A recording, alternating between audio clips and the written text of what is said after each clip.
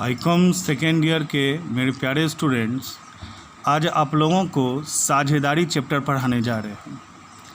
साझेदारी को हम इंग्लिश में पार्टनरशिप कहते हैं। इस चैप्टर को पढ़ने से पहले इस चैप्टर के बारे में अच्छी तरह से जानकारी होना ज़रूरी है। तो आज हम पढ़ने वाले हैं साझेदारी, जिसे हम इंग्लिश में कहते हैं पार्टनरशिप। लेकिन इस साझेदारी को समझने से पहले हमें बिज़नेस को समझना ज़रूरी है। बिज़नेस को हम हिंदी में व्यवसाय कहते हैं। चूँकि आप आईकॉम सेकेंड ईयर में चले गए हैं और कॉमर्स के स्टूडेंट हैं, इसलिए आपने फर्स्ट ईयर में ही बिज़नेस यानी कि व्यवसाय क्या है आप अच्छी तरह से पढ़े हैं।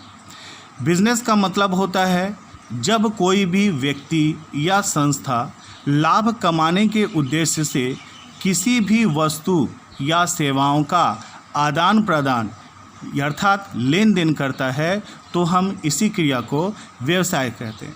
साधारण शब्दों में आप इसे अच्छे तरह से जानते हैं कि कोई भी व्यक्ति जो लाभ कमाने के उद्देश्य से किसी भी वस्तु का खरीद या बिक्री करता है या कोई सेवाओं का आदान और प्रदान करता है, तो वह बिज़नेस कहलाता है। उदाहरण के तौर पर आप सभी ने अपने घर के अगल बगल देखा होगा कि कोई दुकानदार है जो बहुत सारे सामानों को अपनी दुकान में खरीद कर लाता है और ज़रूरतमंद लोगों को पैसे लेकर बेचता है। अर्थात वो बेचता क्यों है, वो सेवाएं क्यों देता है, तो उसका उद्देश्य है लाभ कमाने के लिए। वह लाभ कमाने के लिए वस्तुओं को खरीद कर लाता है और फिर उस वस्तुओं को बेचता है। अतः उस दुकानदार को हम कह सकते हैं कि वह व्यवसाय करता है और व्यवसाय करने वाला व्यक्ति बिजनेस मैन कहलाता है। फिर अब आपके मन में यह सवाल उठता होगा कि क्या सर केवल खरीदने और बेचने वाला व्यक्ति ही व्यवसाय कहलाता है? जी नहीं, मैंने आपको कहा कि जब कोई भी व्यक्ति या संस्था लाभ कमाने के उद्देश्य से किसी भी वस्तु या सेवाओं, अब यहाँ पर सेवाओं का मतलब होता है कि बहुत सारे ऐसे व्यक्ति हैं जो इंश्योरेंस का काम करते हैं, टोटो चलाते हैं, बस सेवाएं देती हैं, टेलीफोन सेवाएं देते हैं, तो उसके बदले में भी वो पैसे लेते हैं। परंतु वो क्यों चलाते हैं बस? तो बस ये इसलिए वो चलाते हैं कि बस में यात्रियों को एक जगह से दूसरा जगह पहुंचाने का काम करते हैं, यात्रियों को सेवाएं प्रदान करते हैं। लेकिन क्या उनकी सेवाओं का काम करना, सेवा का काम क्या सामाजिक हित है? तो जिन्हें उसका भी उद्देश्य लाभ कमाना है। अतः जहाँ पर भी कोई भी व्यक्ति या संस्था लाभ कमाने के उद्देश्य से किसी भी वस्तु या सेवाओं का आदान प्रदान करता है या लेन देन करता है, तो उसे हम व्यवसाय कहते हैं। अब हम उम्मीद करते हैं कि आप व्यवसाय यानी कि बिज़नेस का मतलब समझ गए। मैं फिर से इसको रिपीट कर देता हूँ कि जब भी कोई भी व्यक्ति या संस्था लाभ कमाने के उद्देश्य से किसी भी वस्तु या सेवाओं का आदान प्रदान अर्थात लेन देन करता है, तो हम इसी क्रिया को व्यवसाय कहते हैं।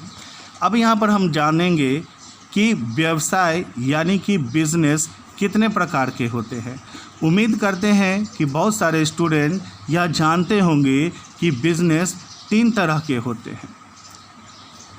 पहला को हम कहते हैं एकाकी व्यवसाय। पहला को हम लोग क्या कहते हैं? एकाकी व्यवसाय।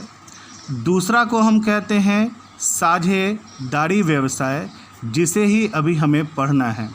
और तीसरा को हम कहते हैं कंपनी, जिसे कॉरपोरेट भी जाना जाता है। अब यहाँ पर बिज़नेस को हमने जाना कि बिज़नेस कितने तरह के होते हैं? 3। पहला एकाकी व्यवसाय, दूसरा साझेदारी व्यवसाय और तीसरा कंपनी। अब आपको जैसे ही मैंने साझेदारी व्यवसाय लिखा होगा तो आपको पता चल गया होगा कि इसी चैप्टर को हमें समझना है।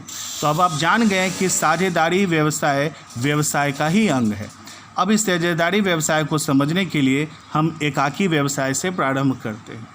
आप सभी जानते हैं कि किसी भी बिजनेस को करने के लिए सबसे पहले पूंजी की आवश्यकता होती है, यानी कि धन की आवश्यकता होती है। तो जब कोई भी व्यक्ति को या संस्था को व्यवसाय करना होता है, तो वह सर्वप्रथम पूंजी की व्यवस्था करता है, धन की व्यवस्था करता है। पुनः इस पूंजी से दुकान लेता है, दुकान में फर्नीचर लगवाता है, इलेक्ट्रिसिटी लगवाता है, फिर वह माल को खरीद कर लाता है जिसका वह व्यवसाय करना चाहता है, फिर ग्राहकों से के द्वारा वो क्रय और विक्रय करता है। तो इस तरह से वह बहुत सारे कार्य करते हैं। अब यहीं से सवाल उठता है कि यह सभी काम कितने लोग करते हैं। तो अब यहाँ पर सवाल उठता है कि अगर व्यवसाय के सारे काम अगर एक ही व्यक्ति के द्वारा किया जाए, अर्थात एक ही व्यक्ति पूंजी लगाए, एक ही व्यक्ति व्यापार के जोखिमों को उठाए, एक ही व्यक्ति उसका मालिक हो, तो ऐसा व्यवसाय एकाकी व्यवसाय कहलाता है। एकाकी व्यवसाय का अब मैं परिभाषा लिख देता हूँ।